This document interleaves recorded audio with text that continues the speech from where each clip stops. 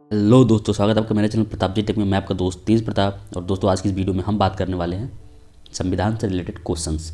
मतलब आपके एग्जाम में जो आरआरबी है, एनटीपीसी है, एसएससी है, या फिर कोई भी स्टेट लेवल हो या फिर सेंट्रल लेवल, जितने भी एग्जाम हैं उन सभी से जितने भी संविधान से रिलेटेड क्वेश्चंस बनते हैं उन सब पे हम डिस्कस करेंगे। ठीक है, तो चलिए बिना देर के वीडियो को शुरू करते हैं। उससे पहले आप चैनल को सब्सक्राइब जरूर कर लीजिएगा और चलिए वीडियो देखते हैं। दोस्तों, मैंने पिछले 2 वीडियोस बना चुके हैं। अगर आपने नहीं देखा तो लिंक डिस्क्रिप्शन में डाल दूंगा प्लेलिस्ट का।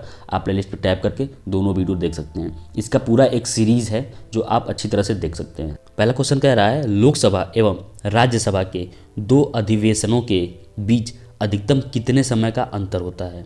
देखिए, जो लोकसभा होता है एवं राज्यसभा होता है, इन दोनों अधिवेशनों के बीच कितने समय का अंतर होता है। ठीक, तो पहले का आंसर क्या होगा, 6 मंथ, मतलब 6 महीने का अंतर होता है। ठीक है, चलिए अब दूसरे क्वेश्चन के बारे में बात करेंगे। दूसरा क्वेश्चन देखिए क्या कह रहा है, राज्य के कार्यपालिका का प्रमुख हेड कौन होता है।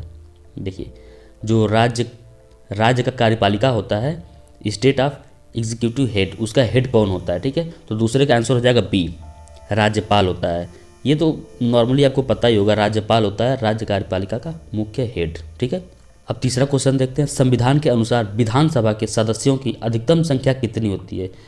संविधान जो बना है उसके अनुसार विधानसभा सदस्यों की अधिकतम संख्या कितनी होती है। तो इसका आंसर क्या होगा, ए 500। कितना, 500 होता है। दोस्तों, जो संविधान है उसमें जो विधानसभा के सदस्य मतलब विधायक, उनकी संख्या होती है 500।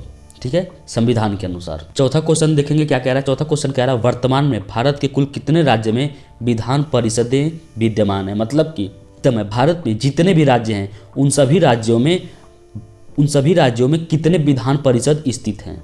ठीक है, तो इसका आंसर हो जाएगा डी, 6 विधान परिषद स्थित हैं। ठीक है, चलिए अब नेक्स्ट क्वेश्चन देखेंगे क्या कह रहा है। नेक्स्ट क्वेश्चन, राज्य का मंत्रिमंडल, स्टेट ऑफ कैबिनेट, सामूहिक रूप से किसके प्रति उत्तरदायी होता है। मतलब राज्य का मंत्रिमंडल सामूहिक रूप से किसके प्रति उत्तरदायी होता है। तो इसका आंसर क्या हो जाएगा, इसका आंसर हो जाएगा ए, विधानसभा के।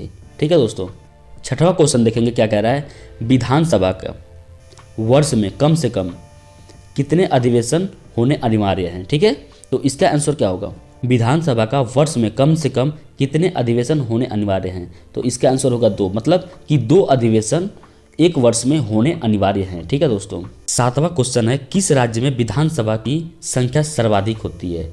तो स्वाभाविक सी बात है, यूपी सबसे बड़ा है, तो यूपी में विधानसभा की सदस्यों की संख्या सर्वाधिक होगी। ठीक है दोस्तों, अब देखते हैं आठवां कह रहा है, जम्मू कश्मीर राज्य की किस अनुच्छेद के अंतर्गत विशेष राज्य का दर्जा प्राप्त है। यानी स्पेशल स्टेट किस अनुच्छेद के अंदर प्राप्त है। ठीक है, तो 8वें का आंसर हो जाएगा सी, अनुच्छेद 370। अनुच्छेद 370 के अंतर्गत उसे विशेष मतलब स्पेशल स्टेट का दर्जा प्राप्त है। ठीक है, 9वां क्वेश्चन देखेंगे। 9वां क्वेश्चन कह रहा है, भारत का नियंत्रक एवं महालेखक परीक्षक किसके द्वारा नियुक्त किया जाता है। भारत का नियंत्रक एवं महालेखक परीक्षक किसके द्वारा नियुक्त किया जाता है। तो इसका आंसर हो जाएगा बी, राष्ट्रपति के द्वारा नियुक्त किया जाता है। 10वां क्वेश्चन देखेंगे। 10वां क्वेश्चन कह रहा है, भारत का उच्चतम न्यायालय कहाँ स्थित है। यानी हाई कोर्ट, भारत का हाई कोर्ट कहाँ स्थित है। तो भाई भारत का हाई कोर्ट नई दिल्ली में स्थित है। कहाँ है, नई दिल्ली में। 11वां क्वेश्चन देखेंगे, भारत का सर्वोच्च न्यायालय यानी कि हाई कोर्ट में न्यायाधीशों की कुल कितनी संख्या होती है। यानी जो भी भारत का सर्वोच्च न्यायालय हाई कोर्ट जो दिल्ली में स्थित है उसमें न्यायाधीशों की कितनी संख्या है। तो इसका आंसर हो जाएगा सी, 34। ठीक है, जिसमें एक होता है मुख्य न्यायाधीश, क्या, मुख्य न्यायाधीश, बाकी 34 न्यायाधीश होते हैं। ठीक है दोस्तों, अब बढ़ेंगे हम 12वें क्वेश्चन की तरफ। 12वां क्वेश्चन कह रहा है, सर्वोच्च न्यायालय में मुख्य न्यायाधीशों की नियुक्ति कौन करता है। जो हाई कोर्ट होता है उसमें मुख्य न्यायाधीश की नियुक्ति कौन करता है। तो इसका आंसर हो जाएगा बी, राष्ट्रपति। कौन करता है, राष्ट्रपति करता है। ठीक है, अब देखेंगे 13वां क्या कह रहा है, उच्च न्यायालय में न्यायाधीशों का कार्यकाल कितने वर्ष का होता है।